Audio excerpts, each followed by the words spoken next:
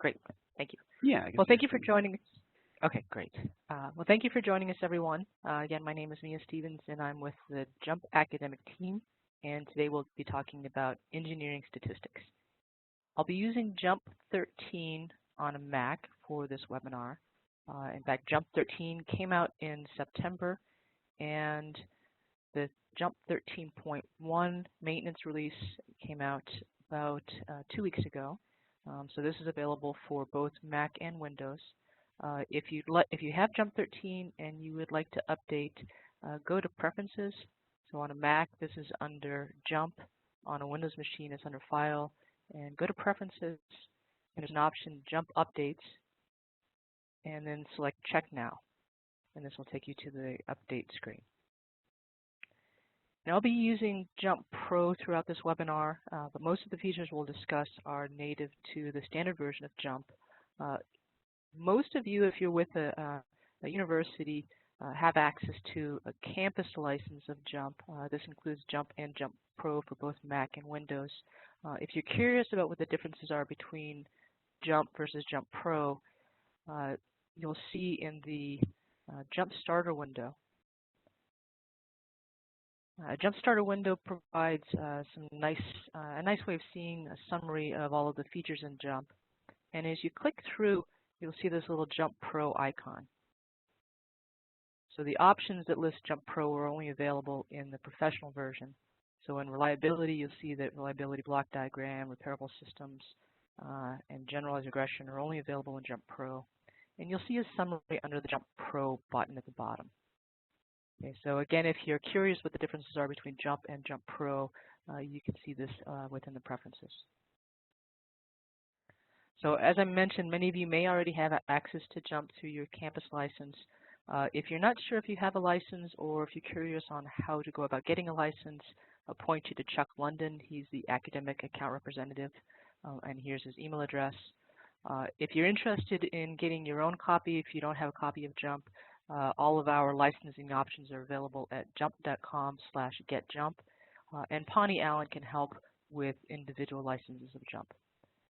So with that behind us, there's a lot that we could possibly talk about with regard to engineering statistics. So to help scope this down, I based the outline for today on the Montgomery book, Engineering Statistics. So we're going to talk about summarizing and graphing data in JMP. We'll talk about constructing statistical intervals and conducting hypothesis tests. We'll see how to build different types of statistical models. We'll briefly touch on design of experiments, but there is a DOE webinar in about a week, February 23rd, that will dive deeply into teaching DOE with JMP. So I'll only touch on the highlights of DOE in this webinar. And we'll briefly talk about quality tools if time permits. Now I'm using a journal for this webinar, and a journal is something that can be created in JMP, and here I'm using it as an outline and to provide links for data sets. And all of the data sets that I'm using are available under the Help menu in the Sample Data Library. So there's something like 500 data sets that ship with JMP, and I've provided links for these data sets in this journal.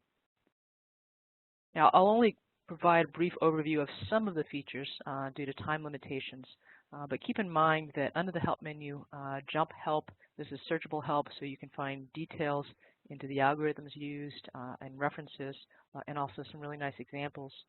And all of the documentation ships with the software.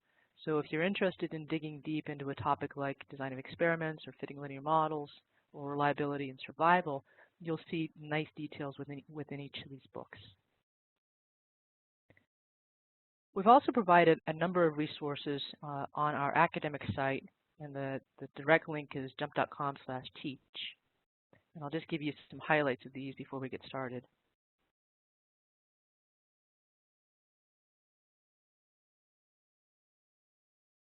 So under resources for learning and using JMP, you'll see links to getting started videos. So these are broken down into some manageable chunks of about 20 minutes each.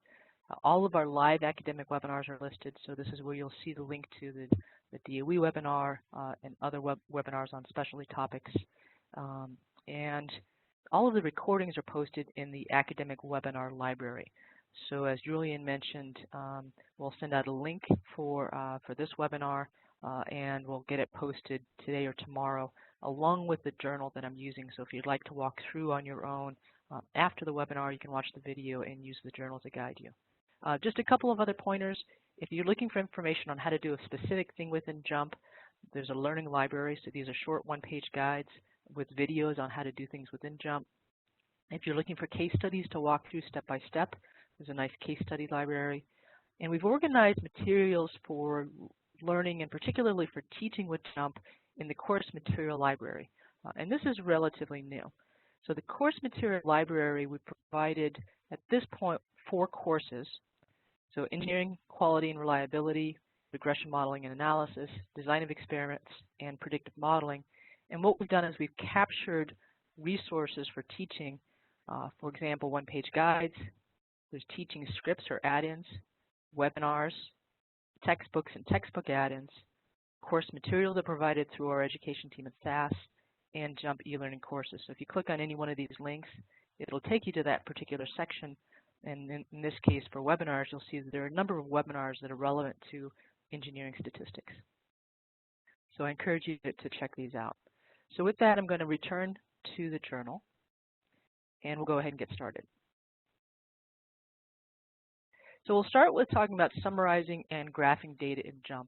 And I'm only going to point out the highlights here. There are some really nice webinars that dig deeply into how to graph data in JMP and visualize and get started with JMP.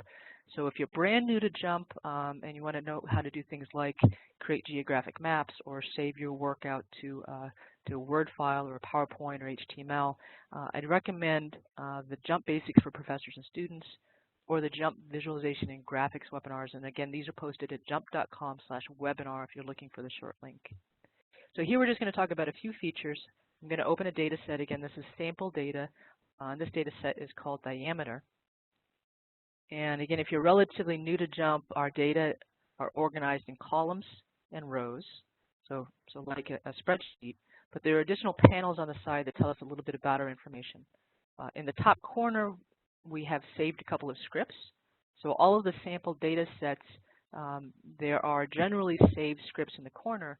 And what a script is keystrokes that allow you to repeat an analysis that was done previously. So JMP has a programming language called JSL, and a lot of engineers will use JSL to customize output, to save their work, to create custom dashboards and applications, and for other uses. So these sample data sets have saved scripts. I'm going to do everything manually. And under the columns menu, you'll see a little bit about our columns in the data table. So again, if you're new to JMP, the red bar says that day is coded as a nominal variable, or categories, or labels. Diameter is coded as a continuous variable. And phase here, for illustration, is coded as an ordered variable. So ordinal data is ordered categories, say 1, 2, 3, 4, 5, where the ordering makes sense. Okay. And under rows, we see we have 240 observations. The variable of interest is diameter, and you can see that we've got some other variables here. So a nice starting point anytime somebody gives you data or you collect data is to visualize it using one of the built-in platforms. So I'll start under columns and columns viewer. And this allows us to take a nice quick sneak peek at our data to see how our data are coded and also to get a high-level summary of all of the variables. So I'll click and drag in one motion to select all of the variables. And there's an option, show quartiles. If I select show quartiles, this will show me things like the median and the interquartile range. So I'm going to select this and then just click show summary. And I've got all of my variables selected here. I'm going to hit clear select. So this gives me a nice sneak peek at all the variables that I selected. I can see that I've got 40 days. I can see for diameter the minimum and the maximum, so the range, the mean, the standard deviation. I can compare the mean versus the median to see if there's a big difference, and also the quartiles. There's 4 operators, 3 machines, and 2 phases. If we were missing values, you'd see another column here called N missing. So this is a nice way to get a nice high-level sneak peek at the data in your data set. Now with all of these selected, if I wanted to take this a step forward, and get additional information and get a graphical summary, I can ask for the distribution platform from the summary statistics outline. So if I click distribution, this launches the distribution platform. In fact, I'll go ahead and do that from scratch. I'm going to close this. And distribution is an option. In fact, it's the very first option under the Analyze menu. And I'll go ahead and close this columns viewer. And the way we organize our menus under Analyze, we follow the principle plot your data first. So every graph or every analysis will have a graph and then statistics. And we follow an unfolding style of analysis. So you can ask for additional options as you go along. So fundamentally, if you're interested in analyzing data where you produce summaries or draw inferences or perform hypothesis tests, you'll use an option under the Analyze menu.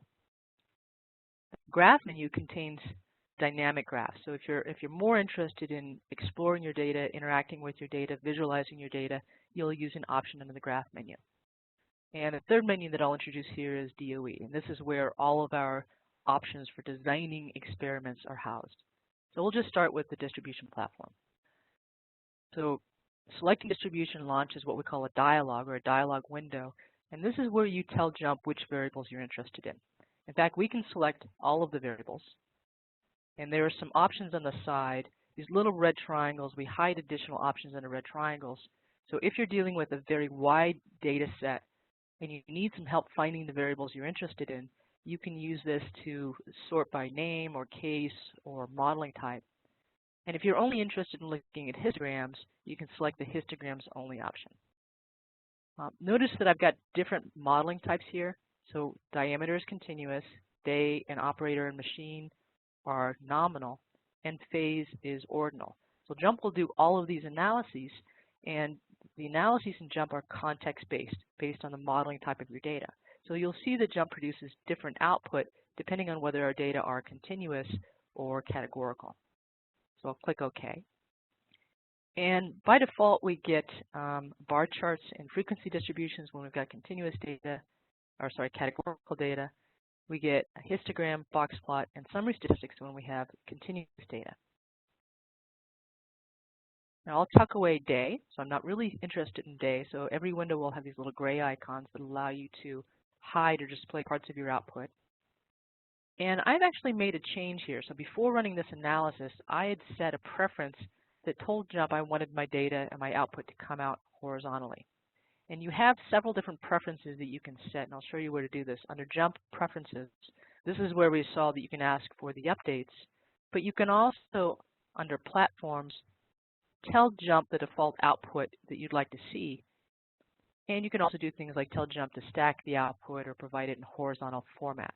So I've set a couple of preferences here just based on how I like to see the output. So anytime you set a preference, click Apply, and this will apply it to any future analysis. And I'll go ahead and just click OK. And in fact, before I click OK, I do want to point out that there are different preferences that you can set. So for example, I've turned on a purple laser pointer to highlight parts of my output. So you can customize the graphs and the styles, colors, layouts, tables, all sorts of things. So I'm going to go ahead and hit cancel here.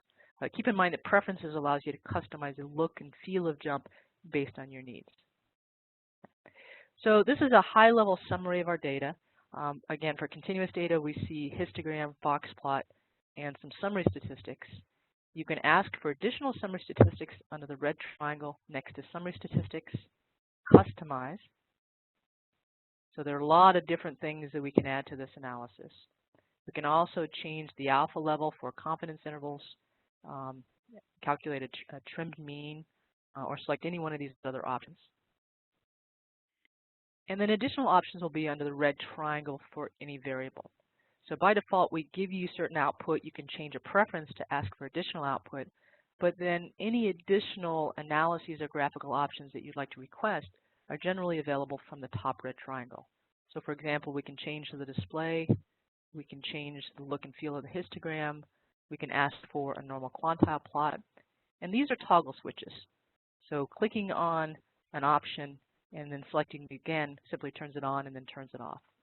We can ask for things like hypothesis tests, and we'll actually return to a lot of these options as we go along.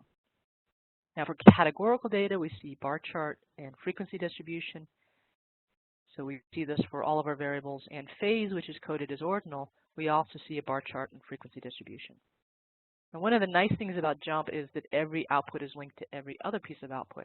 So as I click in a bar for one graph, I see that it's highlighting corresponding observations in every other graph and also back in the data table. I'm going to go ahead and stack this or unstack this so we can see it all in one window. So if I'm interested in diameter and exploring the distribution of diameter for different operators, for example, if I click through the operators, I can see that the distributions look a little bit different for the different operators. I can do the same thing for the machines and for phases. So this is a nice way of getting a first-hand look at your data and also possible relationships between the variables in your data set. So we'll return to this in a few moments. Now, if I'd like numeric summaries or tabular summaries of my data without graphics, I'll use the option Tabulate.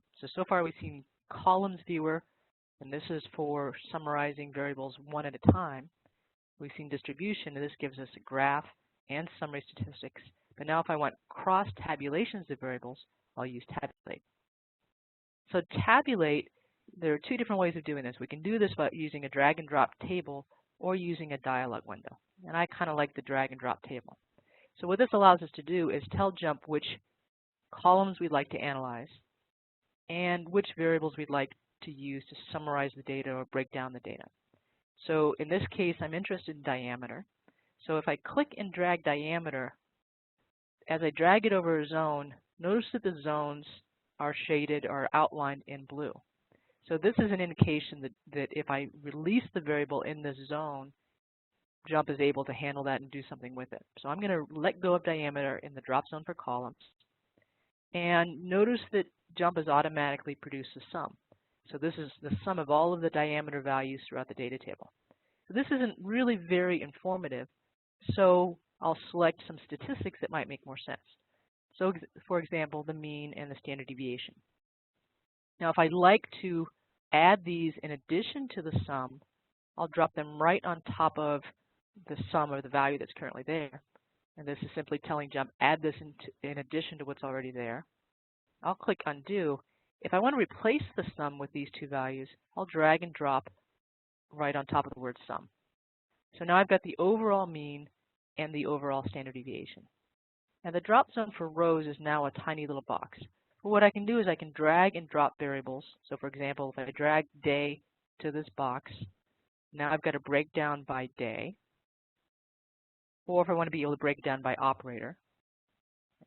And I can also add a hierarchy to this. So for example, if I want to break it down first by operator and then by machine, notice as I drag machine next to operator, there's a vertical rectangle. This indicates that if I let go here, the JMP will summarize first by machine and then by operator. Or if I click and drag to the other side of operator, JMP will summarize first by operator and then by machine. So using this approach, you can summarize your data in all sorts of ways using all sorts of statistics. Now quickly, to save your work, I'll click the Done button, and this is simply telling JMP to produce this output. And again, in the Getting Started videos, we talk about saving your work. If I want to be able to save the script to the data table to recreate this analysis later, under the red triangle, Save Script, and if I select Save Script to Data Table, it'll write up the code for me, and it'll save it out to the data table. I'll go ahead and skip that for now. Okay. The last thing I want to talk about here is Graph Builder. And Graph Builder is a universal graphing platform that allows you to look at data in several different dimensions. So it's like a graphical version of Tabulate. So Graph Builder gives us a palette with several different drop zones. And the drop zones allow us to drag and drop data, and JMP will summarize the data in all sorts of different ways based on where I've released the variables. So for example, if I'm interested in looking at diameter, and I want to know if there's a difference or a possible difference in diameter by operator, I'll drag operator to the X zone, and notice as I drag over the zones that are available highlight in blue. So these are all places that I can drop or release operators. So for example, this is what it looks like if I release in the group Y zone, the group X zone. Overlay lays everything one on top of the other. I can color by values or size, or have separate pages for every value. In this case, I'll drop operator in the X zone. Now across the top, you'll see graph icons or graph elements, and these are all graph types that are available based on the variables that I've selected. So if I want to add a box plot to this, I'll click on box plot and drag, and now I've simply added a box plot on top of the graph. And maybe I also want a line. I'll add a line on top of this. For everything I add to the graph builder, you'll see that there are additional options on the side. Now I can add additional variables to this, and I won't go too far, but notice if I drag machine to the top, now I've got it broken down by operator across the bottom and machine across the top. If I drag it to overlay, you can see potential differences. If I drag it to wrap, it'll create a trellis plot, and so on. So I'm going to stop there and go ahead and close this data set. And that's just a sneak peek at some of the ways of summarizing and graphing data in JMP. And again, I'd recommend if you want to learn more about these basics, the JMP basics for professors and students or visualization graphics are really nice starting points. So let's dive into statistical intervals and hypothesis testing. And for these two, we're going to focus on the distribution platform and fit Y by X. I'll open this data set thermoplastic, and again, this is a sample data set. And thermoplastic is looking at, in fact, there's a note under the table panel. This is looking at injection molding data. So this is based on an experiment. We're studying tensile strength of injection molded parts, and we've got two variables, or two potential X's, specific gravity and supplier. So to get a sneak peek at these data, we can go to Analyze, Distribution, or use the shortcut. I'll just use the shortcut that's on my menu bar. And I want to look at all three of these variables.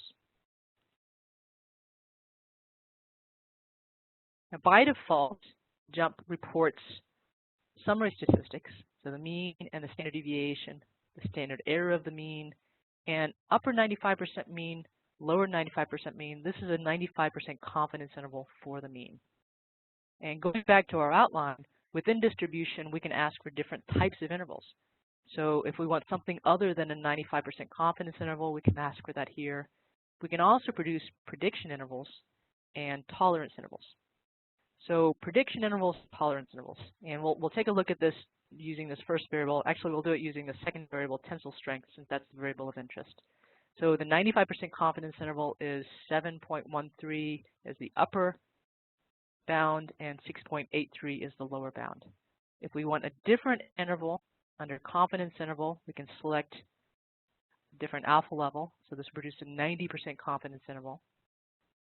And it'll also produce a confidence interval for the standard deviation. Now, the two other types of intervals that I mentioned, a prediction interval. What a prediction interval is used for is I'd like an interval that will encompass the specified number of future observations with a given confidence. So it's going to produce an interval. In this case, I've got a 95% interval and 10 future samples. This will produce an interval that will contain 10 observations 95% of the time. So this is a 95% prediction interval. So I'm 95% certain that the next 10 observations will be contained within this prediction interval. I've also got an interval for the mean of those 10 observations and an interval for the standard deviation of those 10 observations. Now, the second type of interval is interesting, or sorry, the third type, the tolerance interval. What this does is it gives us an interval that's likely to contain a certain percentage of our data with a certain confidence. So if I select a 95-90 interval, I'll just go ahead and click OK. We see the tolerance interval is 6.17 to 7.79. What this tells us is we're 95% certain that 90% of future observations will fall within this range. So two types of intervals that are particularly interesting within an engineering context. And we can also perform all sorts of hypothesis tests. So for example, one sample T or Z or non-parametric are also a test for the standard deviation. So all of these options are under the red triangle. And if you hold your mouse on top of options, it'll give you an indication of what that option will provide. So test mean, this will do a t-test or a z-test. It'll also do the non-parametric test. So what you'll find in JMP is the non-parametric tests are available wherever you find the parametric equivalent. So if I want to do a hypothesis test for the mean, and I'll put in something on the outer bound of this interval, so I'll put in 7.2, for example. If I knew the true standard deviations, I could plug it in here and it would do a z-test. And if I wanted a non-parametric test, I would select this option. So I've just conducted a one-sample t-test. JMP reports out the hypothesized value, the observed sample mean, the test statistic, and the p-value. The prob greater than absolute value t is the p-value for the two-tailed test. And in general in JMP, anytime you perform a hypothesis test, if you see the word prob greater than, this represents a p-value. So our p-value for the two-tailed test is 0.0067. So this is a significant test at 0.05. So we have evidence to reject the null hypothesis that our mean is 7.2. Now, if you're relatively new to hypothesis testing, and I won't spend a lot of time here, under the red triangle next to test mean, there's an option p-value animation. And p-value animation allows you to explore what happens to the t-ratio and the p-value as they're closer together or further apart. So as I drag the hypothesized mean further away from the estimated sample mean, we can see what happens to the t-ratio and to the p-value. So it's a nice way to get your hands around hypothesis testing and p-values. There is a second one here also for power animation, so if you're interested in exploring power, this gives you a nice widget for getting an understanding of power. All right, so that's distribution. There was one other thing I think I wanted to show you here, and that's equivalence test. So we're often talking about hypothesis test. Well, what about practical equivalence, or a test to see if my mean is really different from this hypothesized value? This is what we call an equivalence test. So test equivalence basically gives you a test that allows you to decide whether or not your observed sample mean is really equivalent to your hypothesized value, or practically equivalent to your hypothesized value. So for this example, I'll put in that same value. I had, I think, 7.3 was my hypothesized value. And we put in a difference that if it's less than that difference, then we can conclude that our observed mean is practically equivalent to this hypothesized value. So let's say 0.4 here, and I'll click OK. And what we're looking for is if we can reject, it's doing two one-sided t-tests. If we can reject both of those t-tests, then we can conclude that our mean is practically equivalent to that value. And in this case, it gives us a summary. And here it's saying we can't conclude that our mean is practically equivalent to 7.3. So it's an interesting test I encourage you to dig into. If you're not just interested in a hypothesis test for difference, but you have some sort of practical difference that you want to study. Okay. So that's distribution. Now let's take a look at fit y by x. Now fit y by x is a really versatile platform that does a lot of things anytime I've got two variables, one variable against the second variable. So I'm going to continue with this thermoplastics data, and I'll go to Analyze, Fit y by x. And in Fit y by x, there's a key in the corner that tells us the type of analysis we'll get based on the variables we selected. So I'll select tensile strength as my response, and the key on the side corresponds to the modeling type for our response, our y. So here we've got a continuous response, and the two analysis options that are available are bivariate or one-way.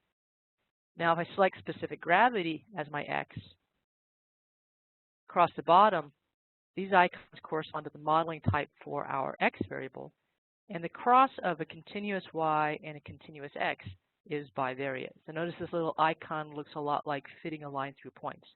From here we can do regression and correlation and all sorts of other things. Now if I select a second variable like supplier as my x, in this case I'm on this side, and the cross-section of a continuous versus a nominal is one way. So this allows me to do a two-sample t-test if I've got two categories of my x, or ANOVA if I've got 3 or more. So I'll go ahead and click OK. And notice that the output looks a lot different. In the case where I've got a continuous versus a continuous, it does a bivariate fit. In the case where I've got a continuous versus a categorical, it does one-way analysis. If we click on the red triangle, you'll see that these options are context sensitive. So in bivariate, I'm going to fit something. I'm going to fit either a line or a polynomial. I could do a fit special, which does a transformation of my x or my y. I could do flexible. This is a spline fit to allow you to explore the nature of the relationship. Fit orthogonal or robust, and many of our platforms have robust statistics. If I'm interested in looking at the nature of the association between two variables, I'm interested in correlation, and you'll find this under density ellipse. So density ellipse 0.95 provides an ellipse on the graph, which is a visual representation of the nature of the linear association between these two variables. Now if I open up the outline under bivariate normal ellipse, this gives me the calculated correlation and also the significance. So it doesn't look like these two variables are related to one another. Now anytime I fit anything here, I can click back on the red triangle and select Remove Fit. So now let me fit a line. So if I want to perform simple linear regression here, under the red triangle, Fit Line, fits the line through the data, and also gives us a lot of output, including the estimated fit. So this is the regression equation, a summary of the fit. So it doesn't look like, if we're looking at R square adjusted, that specific gravity tells us very much about tensile strength. An ANOVA table, which tests for significance in the relationship between these two variables. And we also see the parameter estimates summarized in the parameter table. So we see the intercept and the slope. And again, we see that specific gravity is not a significant predictor of tensile strength. And what about one way? So in one way, what we're doing here is asking to test or compare the means. So I can ask for quantiles, which will give me a graphical representation of the distributions. And again, these are toggle switches. One of the things I like to do, usually when I'm doing ANOVA, is under display options, notice that all of the points are stacked one on top of the other. If you're dealing with a relatively large data set, this makes it a little bit difficult to see if there are any real differences. So under the red triangle display options, you'll see all sorts of options. And one of the things I like to do right off the bat is select this option, Points Jittered. So this will spread the points out a little bit better so we have a better ability to look at the distribution. Now the top option here is Means ANOVA. If we only had two groups, this option would say Means ANOVA Pool T. So this is a test under the assumption of equal variances. So if I ask for Means ANOVA, JMP conducts a one-way ANOVA, and under the Analysis of Variance table, we see the test for significance. We see a summary of the means and a summary of fit. And our p-value here is 0.3179. So this indicates that there is not a statistical difference in the mean tensile strength across the three suppliers. So let's look at a different example. I'm going to close this one down and open an example called cleansing. And again, this is all in the sample data directory. And here we're looking at coal particles, and this is we're cleaning tanks, and we're trying to clean coal particles out of tanks. We're measuring the pH, and we're seeing how well the different polymers clean the coal particles. So if I go back to fit y by x, the coal particles is my response. pH is an x. Polymer is an x. I'm doing each combination of the response and the x's that are provided. And in this case, if I ask for fit line, here's the equation for the fitted line. Summary of fit. So 64% of the variation in the response is explained by the predictor or by the model. We have a significant relationship between x and y. And for any line we fit, there are additional options under that red triangle. So a starting point would be to look at the residuals. So we've got several residual plots, and if we just look at the first plot, we can ask, are the points of the residuals just randomly scattered around the center line of 0? Do they look like they're normally distributed? We see an actual by predicted plot and several other plots. On the bottom plot is a normal quantile plot, and it looks like the residuals are roughly normally distributed. So anytime you fit anything, you'll see additional options under the graph for that fit. And if we look at ANOVA in this case, means ANOVA, and focus on the analysis of variance table, notice in this case we have a significant test. So this is just telling us that there are differences overall.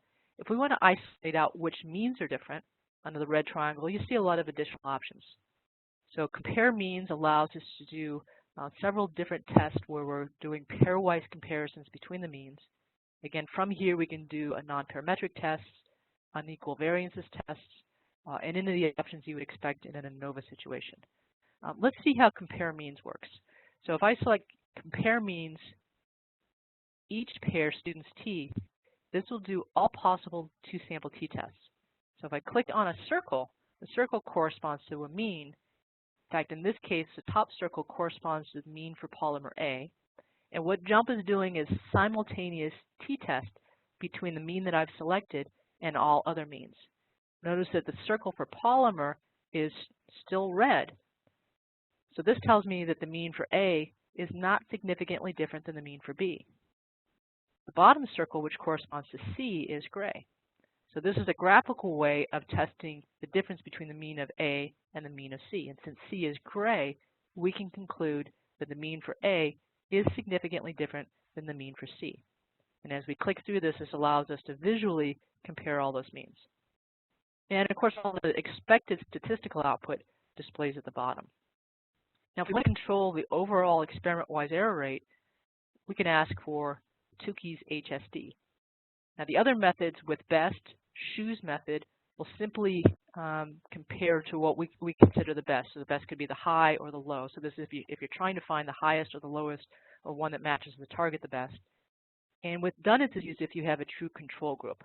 So if you're doing an experiment, you've got a control and you've got other methods and you want to compare things back to that control, you would use Dunnett's. Here we'll use Tukey's, and this will control the overall experiment-wise error rate to 0.05. And notice that the circles are bigger, so this is a less powerful test, but we still draw the same conclusions. So this is one-way ANOVA and simple linear regression.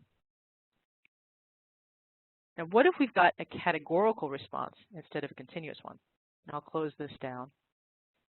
There's a nice example. It's not related to engineering, but it's a really nice illustration of analysis types when you've got a categorical response. This is data from the Titanic.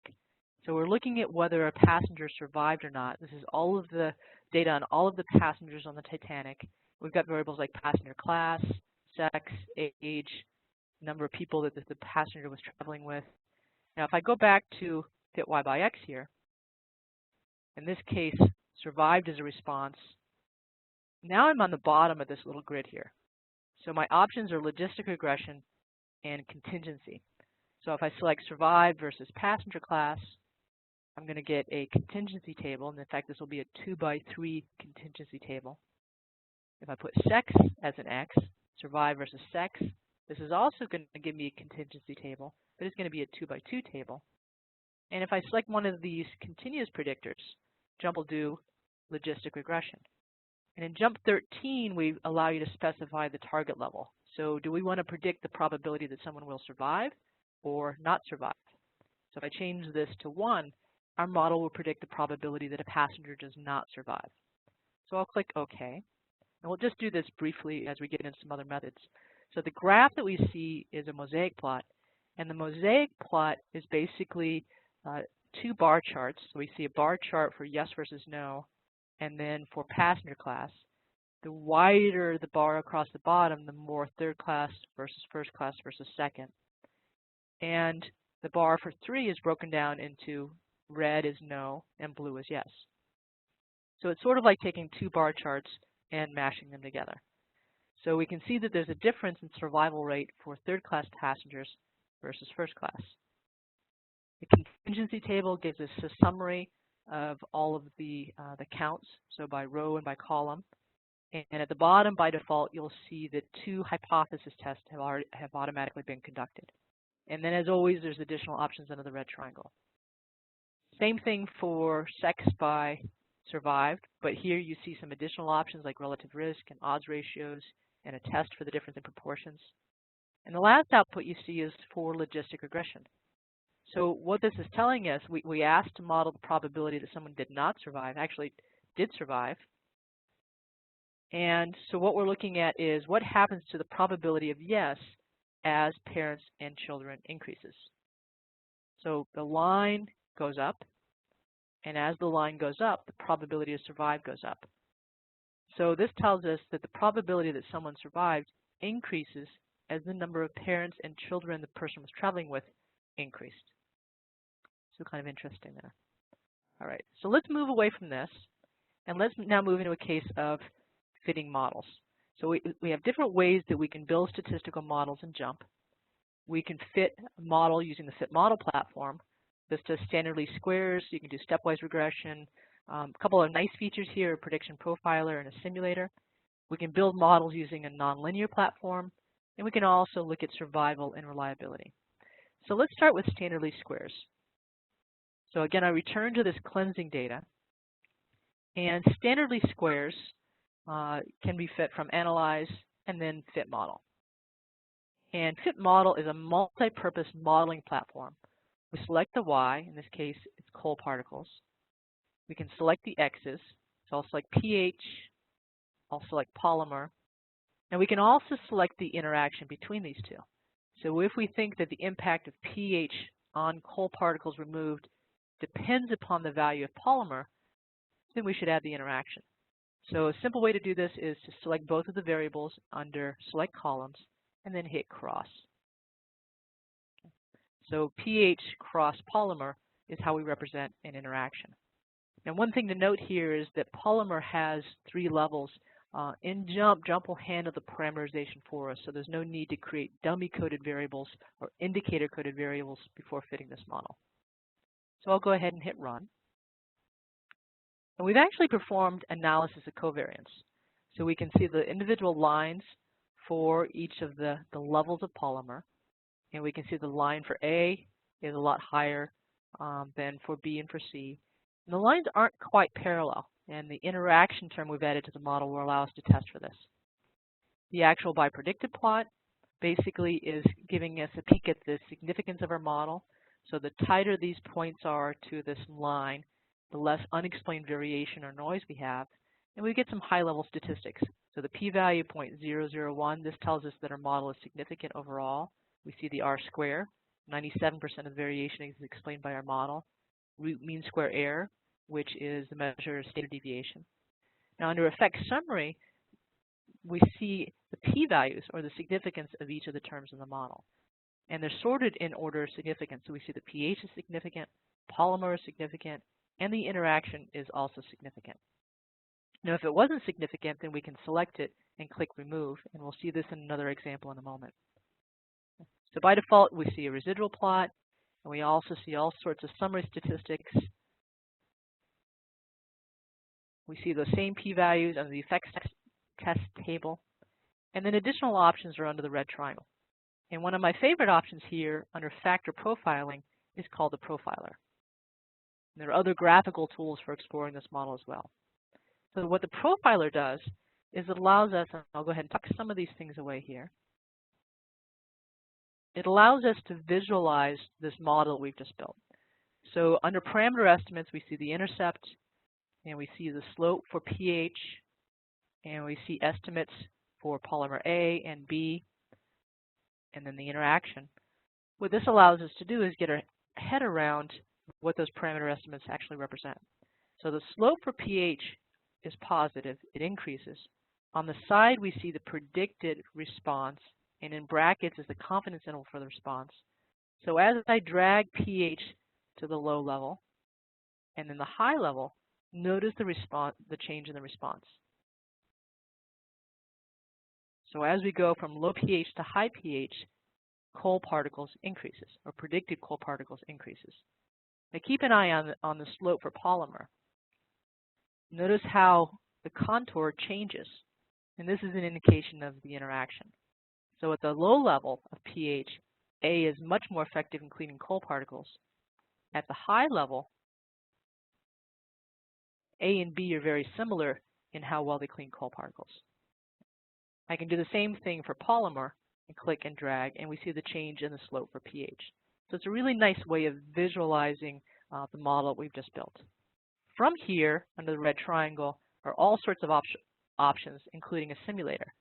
So if we want to perform a Monte Carlo simulation where perhaps we can't control pH, and we want to call this a random variable, and let's say we're going to use polymer maybe B, we can simulate what would happen if we had random variation in pH, and we can also add random variation in the response. So this is a built-in Monte Carlo simulator. So you can add specifications, you can simulate out to a data table and do a capability study, and there's all sorts of options from here. So let me close this down, and let's look at the logistical situation. Same sort of analysis can be run for logistic regression. So if I've got a categorical response like survived, again, I can specify the variables of interest. I can also add in interactions. I can specify the target level. So in this case, 1 is yes, survived, and 0 is did not survive. I'll go ahead and click run here. We see analogous output to the linear regression case. Whole model test indicates that the model is significant. We see parameter estimates. And then again, in the red triangle, we have an option for a profiler along with other options. So I'll go ahead and close this down here for in the interest of time. Right. So let's look at different types of models now. We're looking at a linear model and a logistic model. What about a nonlinear model? So JMP has a really nice platform for nonlinear modeling, and in JMP 13, there's a separate platform for fitting a curve. So I'm opening this data set negative exponential, and under Analyze, and there are a lot of things we haven't talked about here. Text Explorer is if you've got survey data or unstructured text data, lots of options under predictive modeling, so neural networks and classification and regression trees. Under specialized modeling are 2 options, fit curve and nonlinear. So let's take a look at these data. I've got an X and a Y, and if I simply go to Graph Builder and look at these against each other, here's the Y and here's the X, I can see that the fundamental shape is nonlinear. By default, the Graph Builder is adding a spline fit, so this gives us an indication of the nature of the relationship between these 2 variables. So if I wanted to be able to develop a model for that relationship, I'll use fit curve. So in fit curve, I'll select the response, and I'll select the X.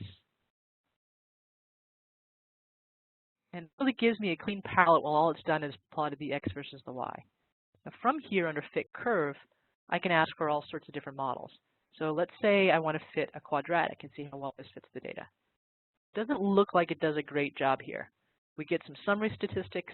And in fact, as we add additional models for this, some core summary statistics for how well the model fits are provided. Let's ask another one. And I'm just picking random fits here. I'll ask for a logistic 2P. So this one actually does a pretty good job. The model comparison plot at the top is comparing these 2 models.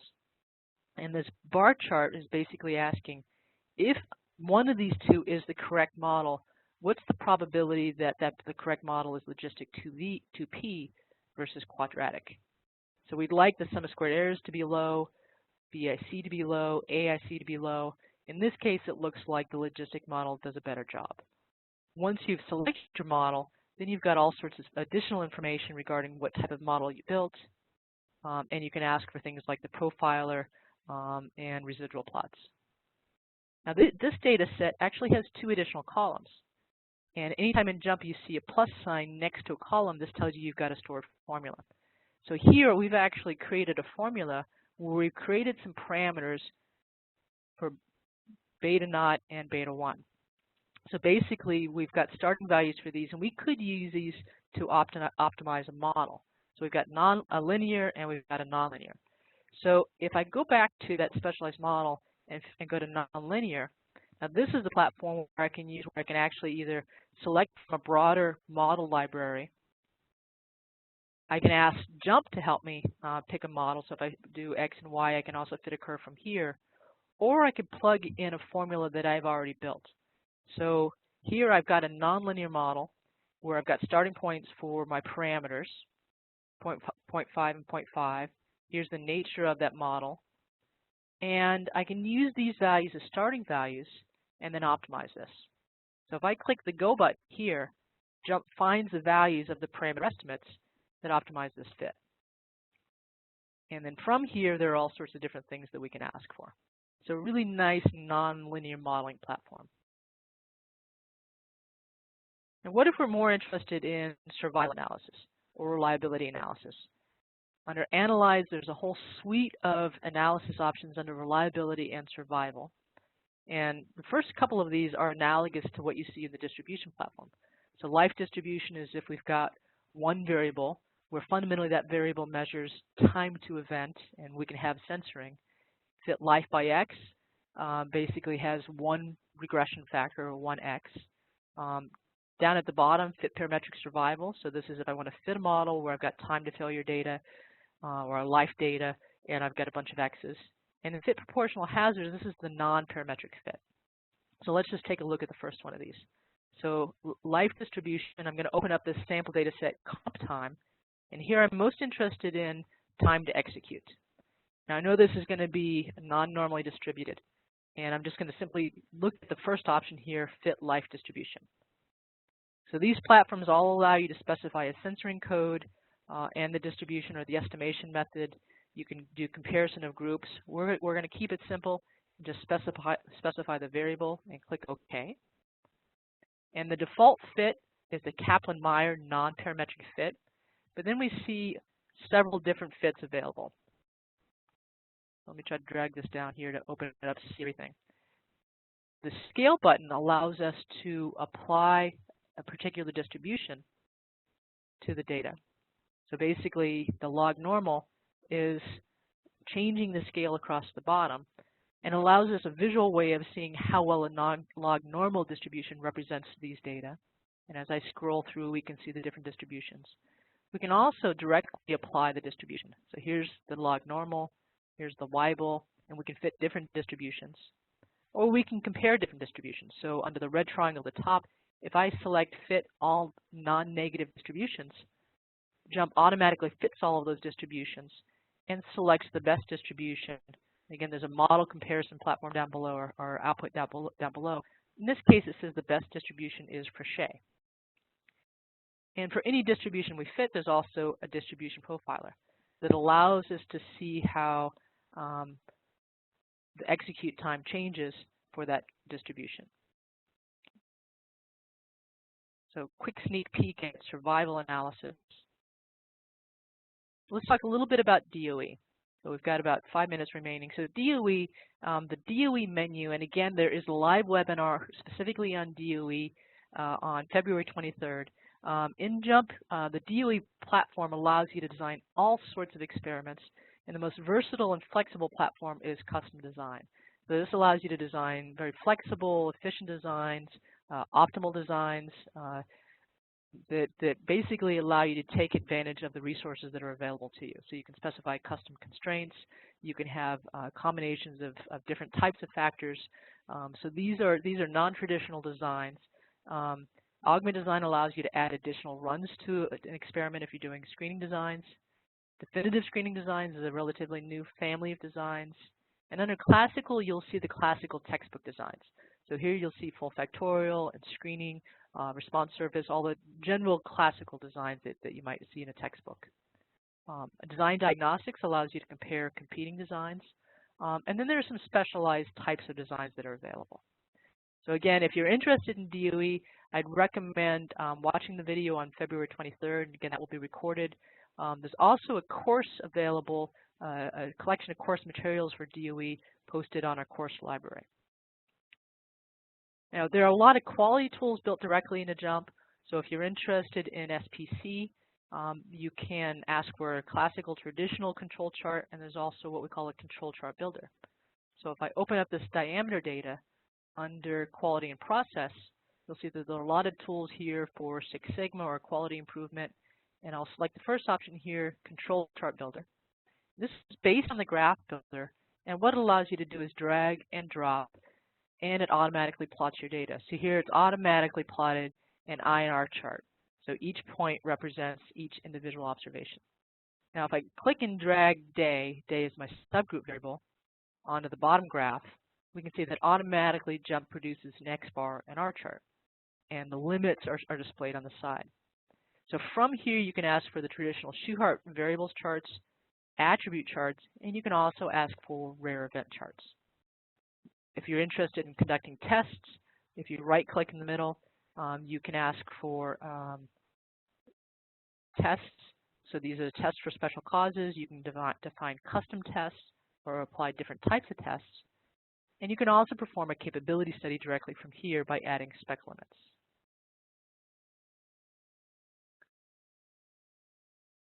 And we're running short on time.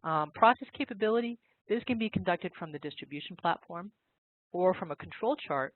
And if you have multiple Ys, you can perform simultaneously capability studies for all of those Ys. So if I only had one variable of interest, I would use the control chart builder. And if I ask for spec limits, it'll allow me to ask for a capability study. But if I want to know how well I'm meeting the specs and I've got several variables, I'll use the process capability option. So this allows you to select as many variables as you need, and I'll select these as by process. Allows you to define subgrouping variables, specify any historical information, look at different types of distributions, and also do non-normal capability studies. And I'll go ahead and click OK here. And this is just telling me that some of these spec limits don't make sense, and I'll just click OK through all this. And the default output is going to be what we call a goal plot. And what the goal plot does is our data is standardized relative to the specs, so we can look at capability all on the same scale. And this is a high-level summary telling us if our data are too variable relative to our specs, or if the mean is shifted left or right. So if we see a point next to this red triangle, and this represents a PPK of 1, if we see something falling to the left or to the right, that means that our mean is shifted. Anything that we see above that plot tells us that the data are too variable relative to our spec limits. And we can see this a little bit better from the capability box plots. Now again, under the red triangle, you see all sorts of different options for the individual details, so individual variables, and any particular type of analysis you'd like to conduct for any given variable.